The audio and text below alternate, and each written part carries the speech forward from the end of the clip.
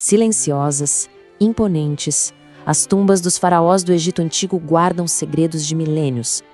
Lá dentro eles descansam, protegidos por câmaras secretas, armadilhas e, diz a lenda, uma maldição. Uma maldição ancestral. Todo mundo já ouviu falar, não é? Sobre os horrores que esperam quem ousa perturbar o sono eterno dos reis. É uma história que atravessa séculos, despertando medo, fascínio. Mas e se não for só uma história? Será que é só um mito? Ou existe algo de verdade por trás de tantas mortes misteriosas? Aquele que profanar esta tumba será punido. Palavras assim, sabe, gravadas na pedra, não eram só para enfeitar.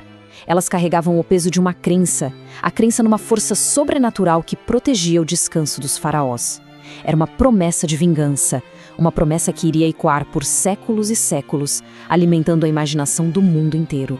É aqui que a nossa história começa, mergulhando fundo nessa lenda, a maldição do faraó. Uma narrativa que por gerações misturou o medo do sagrado com aquela atração pelo desconhecido e que fez da arqueologia uma aventura de vida ou morte.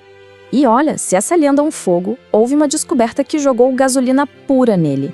Um momento que mudou tudo que a gente pensava sobre o Egito Antigo. Vamos falar da abertura da tumba de Tutankhamon. O ano é 1922. O arqueólogo Howard Carter e seu financiador Lord Carnarvon conseguem o impossível. Eles encontram e abrem uma tumba que estava lá, intocada, selada por mais de 3.000 anos. Dá pra imaginar a cena? Lá dentro, um tesouro que ninguém sonhava existir. Tudo perfeitamente conservado, esperando no silêncio da eternidade. Só que a comemoração não durou muito. Pouquíssimo tempo depois da abertura, Lord Carnarvon morre. De repente. A causa oficial?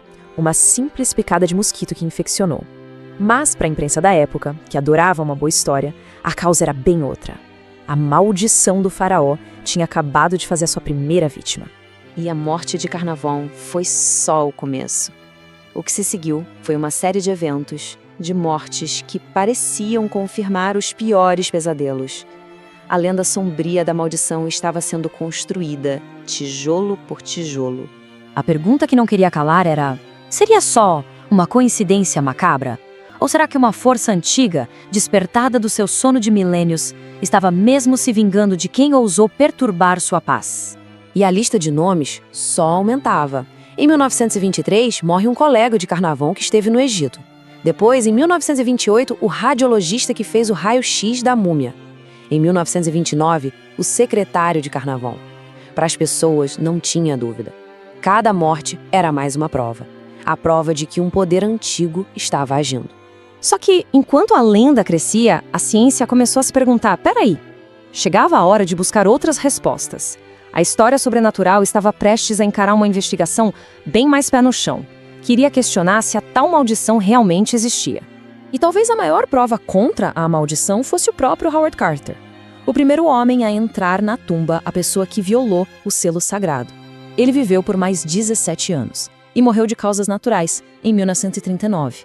Isso deixava uma pergunta no ar, né? Se a maldição era real, por que logo o alvo principal dela foi poupado? Foi aí que a briga de narrativas começou para valer. De um lado, a gente tinha o espírito vingativo, a magia antiga. Do outro, a ciência trazia explicações bem diferentes. Probabilidade, toxinas no ambiente e, pasmem, o poder da nossa própria mente. E aí, quando foram olhar os números com calma, a coisa ficou interessante. Pegaram a taxa de mortalidade do pessoal da expedição e compararam com a da população em geral na mesma época. O resultado foi surpreendente. Os números eram basicamente os mesmos. Estatisticamente, não morreu mais gente na expedição do que era esperado para a época. Então tá, se não foi uma maldição do além, o que explicaria as mortes? Bem, a ciência começou a falar de uma maldição real. Uma maldição feita de 3 partes bem perigosas, todas escondidas ali, dentro da tumba. O primeiro culpado, o próprio ambiente. Pensa só, uma tumba fechada por milhares de anos é o paraíso para fungos e bactérias. Esporos de fungos perigosos, como o tal do Aspergillus niger, podiam estar flutuando no ar. Bastava inalar para causar infecções respiratórias gravíssimas. E não era só isso. Os sacerdotes usavam venenos, como arsênico, para preservar tudo ali dentro. Era um coquetel tóxico. O segundo elemento é mais sutil, o fator psicológico. Existe uma coisa chamada efeito nocebo. É o contrário do placebo, sabe? É quando a pessoa acredita tanto que algo ruim vai acontecer que o corpo dela reage de forma negativa. A expectativa de ficar doente pode de fato deixar alguém doente. Agora, imagina viver com aquele medo constante. Os jornais só falando da maldição, todo mundo comentando. Esse pavor, esse estresse diário pode ter enfraquecido o sistema imunológico das pessoas, piorando problemas de saúde que elas já tinham. No fim das contas, a simples crença na maldição podia se tornar uma arma contra si mesmo. Mas então, para que serviam aquelas inscrições assustadoras? Qual era o objetivo? A resposta mostra o quão espertos os antigos egípcios eram e ajuda a gente a entender por que essa lenda é tão forte até hoje. A verdade é que as maldições não eram feitiços, eram avisos. Avisos muito, muito inteligentes. Era uma espécie de guerra psicológica, criada pelos sacerdotes para manter o maior perigo longe, os ladrões de tumbas. Uma forma de proteger os tesouros e, claro, o descanso do faraó. No fim, mesmo sendo um mito, a lenda da maldição deixou uma herança aí tanto. Ela alimentou essa paixão mundial pelo Egito Antigo, inspirou um monte de livros e filmes e criou essa aura de mistério e respeito ao redor dos lugares históricos. E talvez o maior legado tenha sido esse, nos ensinar a olhar para a história com um pouco mais de reverência. Então, o que foi a maldição do faraó? Uma mistura fascinante de coincidências, de perigos reais dentro da tumba e, claro, do poder da mente e do medo. No fim, a linha que separa um mito poderoso da realidade talvez seja mais fina do que a gente pensa. E fica a pergunta, depois de tudo isso, será que ainda há quem acredite na maldição?